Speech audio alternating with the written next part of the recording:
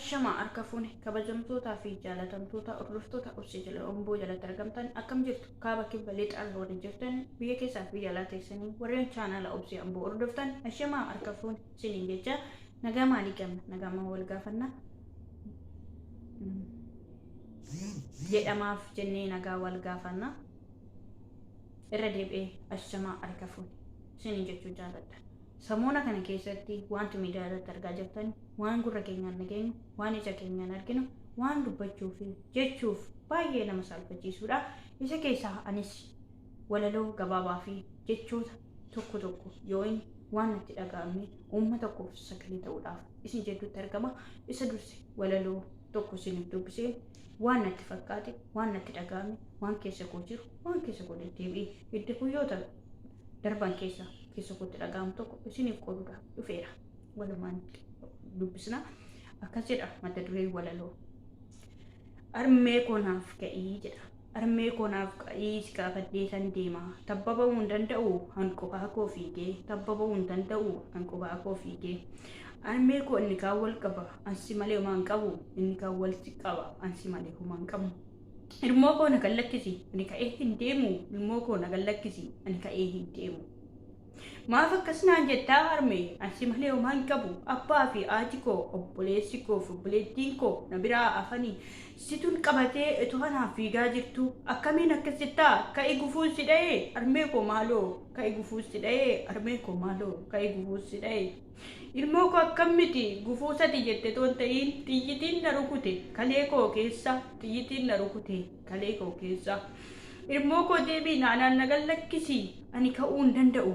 Asiikas ani ka'uu hin danda'u asii kanarraa ani ka'uu hin danda'u asii kanarraa akkamittiin akkasnaan jetta harmee koo hin danda'ee na deemu anoo qubaa koo danda'ee na deemu anoo qubaa koo mangadiin beeku karaa natti agarsiise situ na guddisa jedheen abdii horadheen ture harmee koo akkamiin akkas na goote harmee koo akkamiin akkas na goote maaliif na gattee karaatti harmee koo Allaattiin na nyaatti yaa harmee koo allaattiin na nyaatti yaa harmee koo. Ifama guddaa innis akkas jedha ansi gatuun miti ilmoo koo jedha. Ansi gatuun miti ilmoo koo anoo si fudhadhee fiigeera si oolchuuf lubbuu kee anoo si fudhadhee fiigeera si oolchuuf lubbuu kee. Otoo nan hin beekiin gubbaarraa irratti darbatanii luka koo na rukutanii kunoo na kuffisanii luka koo na rukutanii kunoo na kuffisanii. Danda'ee hin dhaabbadhu danda'ee sin deemu garaa kee kutadhu danda'ee sin deemu garaa kee kutadhu ana deessi ilmoo koo oromiyaatti yaddu kaabaa fi kibbarraa si haa qaqqabanii kaabaa fi kibbarraa si haa qaqqabanii anoo daa'imaa eenyu isaaniin beekaa anoo daa'imaa eenyu isaaniin beekaa wallaggattafanii warreen na beekanii wallaggattafanii warreen na beekanii ilmoo koo akkasnaan jedhiin maaloo galaanarraa siinii ani dadhabduudha duraa maaloo nan laaffisiini ani dadhabduudha duraa maaloo nan laaffisiini harmee koo si malee homaan qabu akkamiin akkas jettaa eenyuma kootti madheen iddoo kanaa si kaafadhaa eenyuma kootti madheen iddoo kanaa si kaafadhaa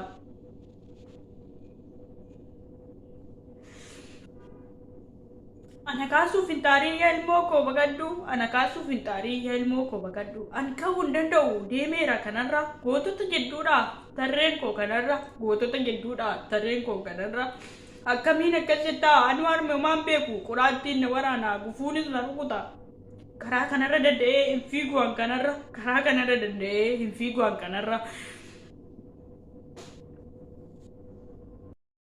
karaa kanarraa hin fiigu danda'ee karaa kanarraa hin fiigu danda'ee maaf akkasnaan jettaa maammoo golee na laaffista ani du'eera bakka deemii garaa kutadhu ani du'eera bakka deemii garaa kutadhu akka hoo hin jedhu akaakayyoo eessuma hin jedhu hindootiyyaa eenyutti nafaree anoo kanarra eenyutti nafaree anoo kanarra anoo mucaa daa'imaa mucaa waggaa 3 isayyuu miti kan ji'a 3 hedduu isaaniitu jira kan du'anii hedduu isaaniitu jira kan du'an akkamiin callistaa yaa oromiyaa hin ga'u dhiinni dhala namaa siin ga'u dhiinni dhala namaa kana qofaa jettaa maali kan duwwaan Oromoon hooda jedha dur manni gubachuun Oromoon hooda jedha manni gubachuun Oromoon hooda jedha manni gubachuun kan baranaatti baasee mana gubachuu bichaadha dhala namaa gubaatu jiru dhala namaa gubaatu jiru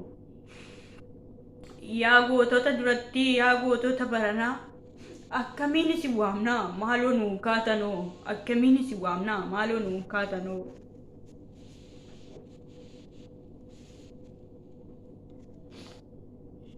akkasii mucaan waggaa 3 sunis innaan meesaa qabatee karaarra dhaabbatee boo akkas jedhannis gootota warra durii armeen koo dadhabduudha maaloo harkanaa qabaa armeen koo dadhabduudha maaloo harkanaaf qabaa asiifachi kaattee itoo na baraaruuf fiigduu kaleeshiidhaanii na jalaa kuffisanii anis na hambisanii anas qobaatti anaan na hambisanii armeen koo du'uurraa osoo nan du'e naa wayya ture osoo nan du'e naa wayya ture aneenyuun qabaa anoo duwwaa kooti abdii kan hin qabu dura armee kooti abdii kan hin qabu dura armee kooti yaa gootota koo yaa gootota duratti kan akka Caaluu Hundeessaa warreen darban duraan armee koo harkanaa qabaa isinuu naa jajjabeessaa armee koo harkanaa qabaa isinuu naa jajjabeessaa nan guddadha nan beekaa qobummaan natti dhaga'amullee nan guddadha nan beekaa qobummaan natti dhaga'amullee gumaa armee kootiis nan baasa hin hafu gumaa armee kootiis nan baasa hin hafu itoon gandaan du'e itoon gandaan du'e nan aarsu nan boochisu lammii kootii nan du'e kanarra eenyutti obsu lammii kootii nan du'e kanarra eenyutti obsu kan ergamu gaararraa kan bobba'uudha kana Oromoodha Oromiyaa Oromoof Oromiyaa Oromoof Oromiyaa akkas jedhee dubbate mucaan anoo dadhabeera bakka eenyutu harkana qabaa maaloo koottaa naa kaasaa reenfa bu'ee koo naaf awwaala maaloo koottaa naaf kaasaa reenfa bu'ee koo naaf awwaala jedheetu dubbata mucaanis iyyee anoo dadhabeera eenyutu harkana qabaa iyyee anoo dadhabeera eenyutu harkana qabaa maaloo armee koo koottaa maaloo koottaa armee koo asii naa kaasaa maaloo koottaa armee koo asii naaf kaasaa Dudatti na baattee miillattiin fiiddee hana guddisuudhaaf asiichatti kaattee harkishii qunca'ee daalattii fakkaatte.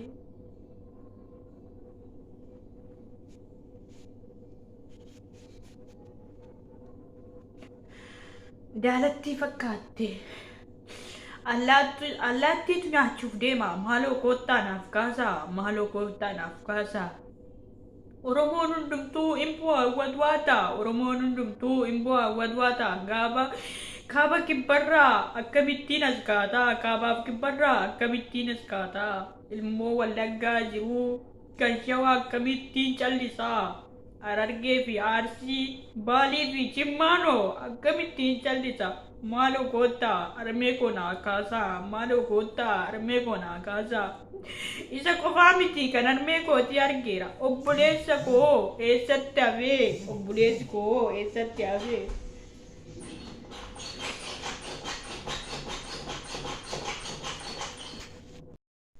obboleettiin koo akkasuma eessatti haftee obboleettiin koo akkasuma eessatti haftee eenyu koon gaafadhaa eenyu koon gaafadhaa eenyu koon gaafadhaa kan koo miti kan koo darbeera kanarra yaa Oromoo wal quba qabaadhaa yaa Oromoo wal quba qabaadhaa yaa Oromoo wal quba qabaadhaa an danda'ee hin adeemu qobaa koo tasuma Oromoo koo koottaa maaloo harkana qabaa Oromoo koo koottaa maaloo harkana qabaa jedheetu dubbata mucaan kanarraa jedheetu dubbata mucaan kanarraa mucaa kana qofaa miti lubbuun isaanii kan darbe yoo hin haati duutee obboleessi kanaaf ta'e obboleettiin duutee obboleessi kanaaf haadhaa fi abbaa bakkeetti dhabanii qullaa kan ta'anii isaan qofaa miti armee koo isaaniifoo maal laamtaa jedheetu gaafata maal laamtaa jedheetu gaafata yaa Oromoo koo yaa saba bal'aa yaa sayyeessaa liyallaatu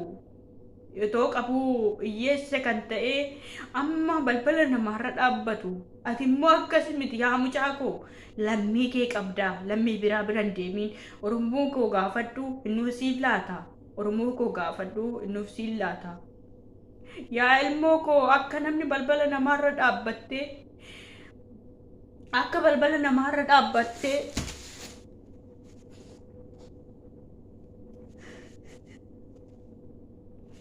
waan nyaattu gaafanne adaraa kee akka balbala dhaabbattee waan nyaattu gaafanne adaraa kee asumarratti calleessa beekiif miti baay'ee miirana keessatti dhagaamaa jiru to'achuu hin danda'u akkasuma isinis illee akkas jedhee yaada beekaniif itoo hin ta'in yaa Oromoo nuyi kan arginu alatti miidiyaa kanarratti kan arginu alatti inni Oromoota hedduutu dhangala'aa jira. Oromoo kan nyaachaa jiru Oromoodha. Oromoo kan ajjeesu, Oromoo kan gubu, Oromoo kan biyyarraa baasu, Oromoo kam jennee kan himnaa mee akkamittiin dubbannaa jiru?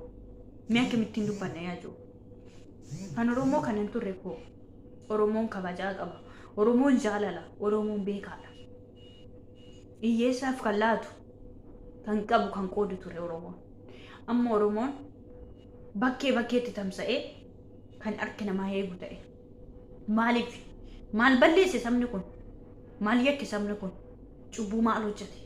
Mee isinitti haa dhaga'amu yaa sabaa? Kan Oromoo kana qofa miti. Nama sadiitu nyaachaa jira Oromoo.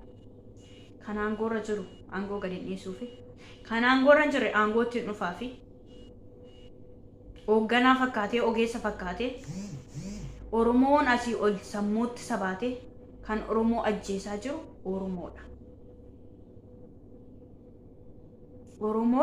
Oromoo nyaachaa jira.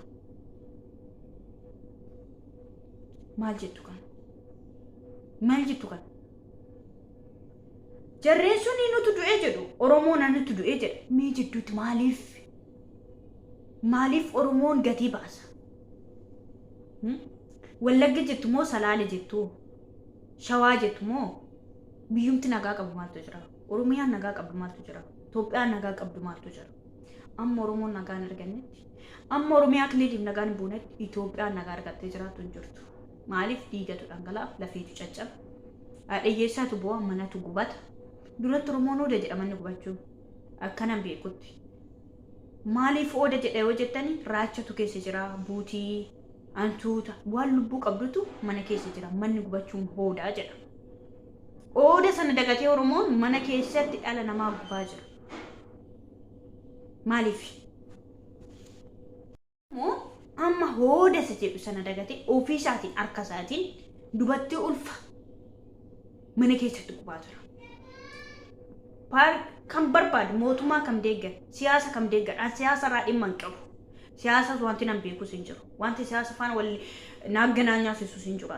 Garuu maan dhalli namaa hin du'in. Lammii kam haa ta'u, lammii kam Amaaraa, Tigiree, Dabuubii waan akkasii toon ta'in an kan na dubbisu, kan na aarsu, eenyuyyuu kan dhalate Rabbiidha kan uumu. Eenyu lammii kan maan ta'in Rabbiidha kan uumu. Lubbuun dhala namaa bahuu hin qabu bakka. Dhaabbachuu qaba kanaan ala. Lafa jedhu dhalli namaa lafarraa dhumee lafti bilisummaan Oromoof dhufu maal faayidaa qaba? Yoo Oromoon jiraate malee. Yoo Oromoon jiraate kan faayidaa argachuu danda'u. Yoo inni itti fayyadamuu kan danda'u. Bilisummaa yoo dhufe yoo Oromoon jiraate. Oromoon lafarraa duguugamee bilisummaan dhufu maal jettu yaa saba? Mee maal jettanii yaaddu kan? Yoo dubbachuuf ka'anii afaan nama qaba. Yoo dubbatanii rakkisaa. Yoo dubbachuu dhiisan garaan nu gubate. Yaa Oromoo maal jettu kana? Itoo yeroo sabni isaa bara 2008 akka lakkoofsa warra Abashaatti bara 2008 Amboo keessatti waan ta'e hundi keessan beektu hin dhageessu. Innis yeroo sana biyya ture garuu galfaana isaallee beeku baadhu nan beeka. Tokko Amboo keessatti lolli akkasittiin taasifame yeroo sana kan bushaa jiru Oromoo miti akkuma beektan Tigiroota. Iyyi Oromoo inni barattoota Oromoo dhageetti godhatee seerri kun bu'ee ture. Ammoo kan gubbaa jiru Oromoo, kan ajjeesaa jiru Oromoo, kan du'aa jiru Oromoo. Eenyutti hiitaa? Addunyaan kura sirraa achi qabee ta'aa jira. Maaliif lammiif wal nyaata qaba? Waliigaluu dadhabde inaaffaan ishee gubee uummata miskiina, uummata mangistiin eenyu akka ta'e kan hin beekne lafarraa duguugaa jiru. Hundumti keessanuu baay'ee isaa yoo dubbatamee dhumuus hin danda'u.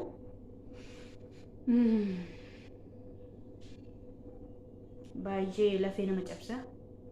Rabbi warra du'an lubbuu isaanii jannata haa kennuuf beekanii miti kan ajjeesaa jirani rabbi ubannaa isaanii haa kennu gara sammuutti isaan haa deebisuun jedha hundumti keessanuu please ijoollee Oromoo gandaa waliin qoodin tokkummaan qabaadhu otoo ati miidiyaa irratti tokkummaa qabaatte biyya keessaas tokkummaadhaan ka'anii innaan Wallaggas akkasitti du'e innaan Shawaan akkasitti ta'u biyyi hundi taa'u ture miidiyaa irratti wal qoqqoodde ati jimmaa ati eessa itti wal nyaachaan waliin laayikii sassaabuuf viyuu sassaabuuf beekamtii argattu waliin nyaatiin ka isa bakeef dubbadhu wanti sirraa awcitu hin jiru miidiyaa qabduun dubbadhu beekaadhaan hin jedhin wallaalaadhaan jedhin bayii dubbadhu yoo ati dubbatte nama ati amma fakkeenyaaf namni ati yoo dhaggeeffatte namni tokko si jala taa'ee dhaggeeffate bayee nama 14 ta'e yoo nama 15 nama 20 taa'ee si dhaggeeffate nama sana keessaa tokko bayee kan miidiyaa isaatii yoo dubbate kan nama sana dhagahamuu danda'a kan kee yoo dhagahamuu baate kanaaf jecha yaa Oromoo hin callisiin callisuun keessan ingaa baqa ka tokko ta'a jabaadhaa harka wal qaba wal jabeessa isiniin jedha hundumti keessanuu guddaa isaa galatooma iddoon itti dogoggoretti dhiifama naaf godha iddoon itti hir'isetti itti naaf guuta Oromoo of dagattee jirta ka'e iddoo kuftee dammaqi saba keef dhaabbadhu saba keef sagalee ta'e deemii lolisiin jechaan jiru ofii keetiif kan biyyaa baateeyyuu akka biyyaa baateetti nan du'a nan jiraadha jetteetu abdii kan godhattu biyya abbaa keessa teessee nan gala kan jettu yoo biyya qabatte yoo bulaa qabatte yoo haadha qabatte yoo abbaa qabatte abbaa faaftee hin jiran taanaan addunyaan kun si dukkana waaqa maleedha jechuudha waaqa biratti haati kee fi abbaan kee hin jiran taanaan obbolaan kee hin jiran taanaan biyyi lafaa kun si dukkana eenyuyyuu aamilee hin qabu jajjabina hin argatu duwwaadha kanaaf anarra hin geenye jettee kan shawaarra gahe kan harsiirra gahe kan shawaarra gahe kan jimmarra gahe haadha koo miti ani jettee ani haati koo injitti jettee amma hooda isa jedhu sana dagate ofii isaatiin harka isaatiin dubartii ulfa mana keessatti qubaa jira. Kan barbaadu mootummaa kam deeggar siyaasa kam deeggar siyaasa irraa dhimma hin qabu. Siyaasa wanti nan beekus hin jiru. Wanti siyaasa faana wal naaganaanyaa sisus hin jiru. Garuu maan dhalli namaa hin du'in. Lammii kam haa ta'u lammii kam Amaaraa Tigiree Dabuubii waan akkasii toon ta'in an kan na dubbisu kan na aarsu eenyuyyuu kan dhalate rabbiidha kan uume. Eenyu lammii kan maan ta'in rabbiidha kan uume. Lubbuun dhala namaa bahuu hin qabu bakka dhaabbachuu qaba kanaan ala. Lafa jedhu dhalli namaa lafarraa dhume lafti bilisummaan Oromoof dhufu maal faayidaa qaba?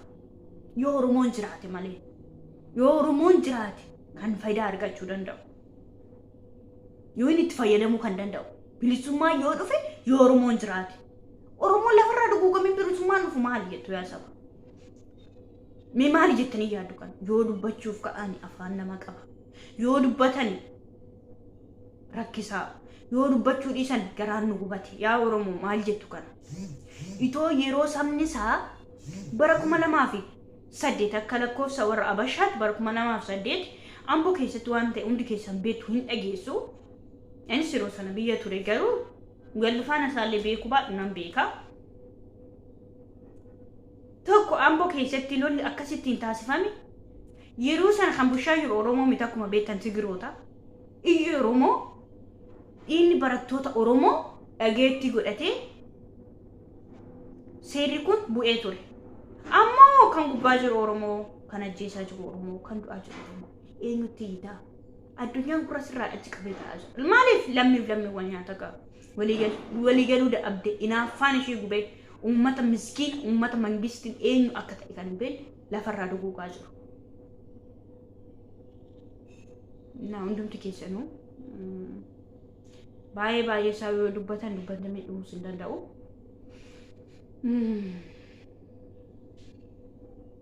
Baay'ee lafee nama cabsa.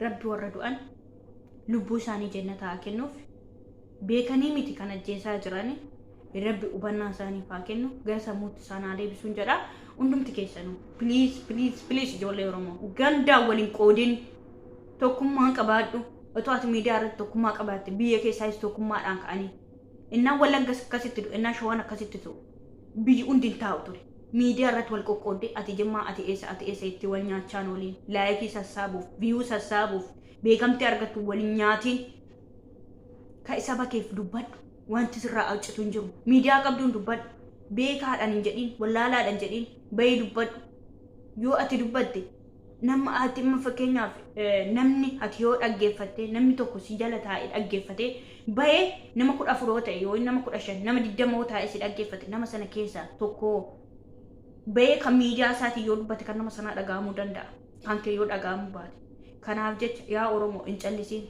callisuun keessan ingaa bakka ka tokko ta'a jabaadhaa harka wal qaba wal jabeessa isiniin jedha hundumti keessanuu guddaa isaa galatooma iddoon itti dogoggoretti dhiifama naaf godha iddoon itti qirseetti itti naaf guuta Oromoo of dagattee jirta kai iddoo kuftee dammaqi saba keef dhaabbadhu saba keef sagalee ta'e deemii lolisiin jechaan jiru ofii keetiif kan biyyaa baateeyyuu akka biyyaa baateetti nan du'a nan jiraadha jetteetu abdii kan godhattu biyya abbaa keessa teessee nan gala kan jettu yoo biyya qabatte yoo bulaa qabatte yoo haadha qabatte yoo abbaa qabatte abbaa faaftee hin jiran taanaan addunyaan kun siif dukkana waaqa malee jechuudha waaqa biratti haati keef abbaan kee hin jiran taanaan obbolaan kee hin jiran taanaan biyyi lafaa kun siif dukkana eenyuyyuu aamilee hin qabu jajjabina hin argatu duwwaadha kanaaf anarra hin geenye jettee kan shawaarra gahe kan harsiirra gahe kan shawaarra gahe kan jimmarra gahe haadha koo miti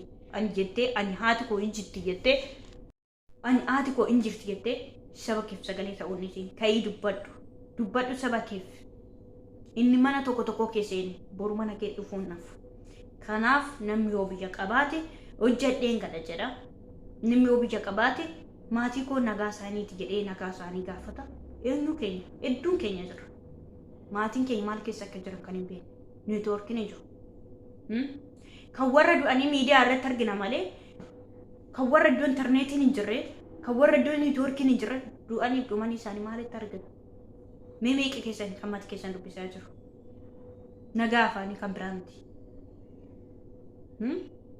kanaaf yaa Oromoo sabni hubannaa hin qabne galagala dubbiin sagalee waaqayyoo yaa Oromoo hubannaa qabaadhaa baay'atanii bu'aan buusan namni yoo iyyaa oole iji namaa hin dhaga'ama hubannaa soon qabaatii joo iji namaa bu'aan buusu hubannaadhaan deemi saba kee ka'e saba keetiif ka'e saba keetiif ta'e isinii jedha hundumti keessan guddaa galatooma yoon baay'ee haasa'e dhiifama naa godha baay'ee miirri gaariin natti dhagahamaa jiru gooftaan koo sinaa eebbifamaan isiniin jedha hundumti keessanuu sagalee waliif ta'a iddoon itti dogoggoretti dhiifaman isiniin jedha laayik sheer sabskiraayib gochuudhaan na bukkee dhaabbadhaa galatoomaa eebbifama waaqayyo sinaa eebbisu